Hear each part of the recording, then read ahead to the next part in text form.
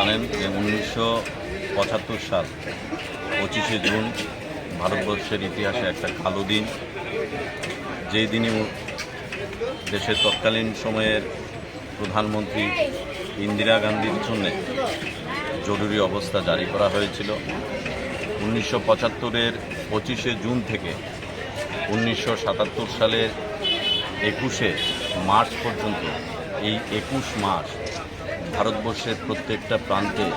যে অরাজকতার সৃষ্টি হয়েছিল, ইন্দিরা গান্ধীর সদর্থক ভূমিকায় তৎকালীন সময়ের রাষ্ট্রপতি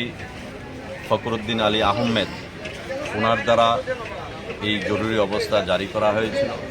এবং এই জরুরি অবস্থা জারি করার ফলে সারা দেশব্যাপী যেই ধরনের অরাজকতার সৃষ্টি হয়েছিল, আপনারা জানেন যে তৎকালীন সময়ে যখন ইন্দিরা গান্ধী 71 থেকে 72 যখন উনি দেশের প্রধানমন্ত্রী ছিলেন, তখন ওনার যিনি লোকসভা নির্বাচনের পদ খারিজ করার পরিস্থিতি হয়েছিল। সেখানে হাইকোর্ট নির্দেশিকা জারি করেছিল যে ইন্দিরা গান্ধীকে 6 বছর কোনো ধরনের নির্বাচনে প্রতিদ্বন্দ্বিতা করতে পারবে না এবং সেই হাইকোর্টের আপিল সুপ্রিম কোর্টের যখন নিয়ে গিয়েছিল, সুপ্রিম কোর্টও হাইকোর্টের যে ভার্ডিক্ট সেই ভার্ডিক্টের উপর সহমত পোষণ করে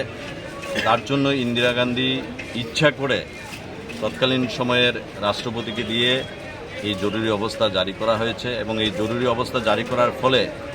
ভারতবর্ষের সাংবাদিকের উপর যেই ধরনের অকথ্য অত্যাচার শুরু হয়েছিল, কারণ একটাই ছিল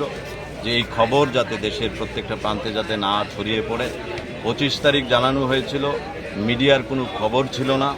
এবং সমস্ত মিডিয়ার চ্যানেলের বিদ্যুৎ সংযোগ পর্যন্ত কেটে দিয়েছিল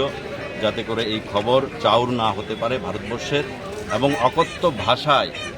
বিভিন্ন প্রান্তের বিভিন্ন মানুষের উপর যে ধরনের অত্যাচার সংগঠিত হয়েছিল, আজকে আমাদের ভারতীয় জনতা পার্টির এই দিনটিকে কালো দিবস হিসেবে পালন করছে। আমরা সদর শহর জেলার পক্ষ থেকে আজকের এই দিনটিকে কালো দিবস হিসেবে আমরা পালন করছি এবং ভারতবর্ষের প্রত্যেকটা মানুষের জানা উচিত যে 1975 সালের 25শে জুন কি সিদ্ধান্ত নেওয়া হয়েছিল এবং সিদ্ধান্তে উপনীত হওয়ার ফলে ভারতবর্ষের প্রত্যেকটা প্রান্তের মধ্যে কী ধরনের অরাজকতার সৃষ্টি হয়েছিল, সেটাই মানুষকে জানানোর জন্য, সচেতন করার জন্য আমরা আজকের দিনটি কালো দিবস হিসেবে পালন করছি। আমাদের দেশের যশস্বী প্রধানমন্ত্রী নরেন্দ্র মোদীজি বলেছেন এবং আমাদের সংগঠন থেকে বলা হয়েছে, বিজেপি সবসময় এই কার্যক্রমে করে থাকে। এই কালো দিনটিকে আমরা এবং তৎকালীন সময়ে ইন্দিরা গান্ধীকে আমরা ধিক্কার জানাই, ওনার মানসিকতাকে ধিক্কার জানাই। আজকে তার জন্যে ভারতবর্ষব্যাপী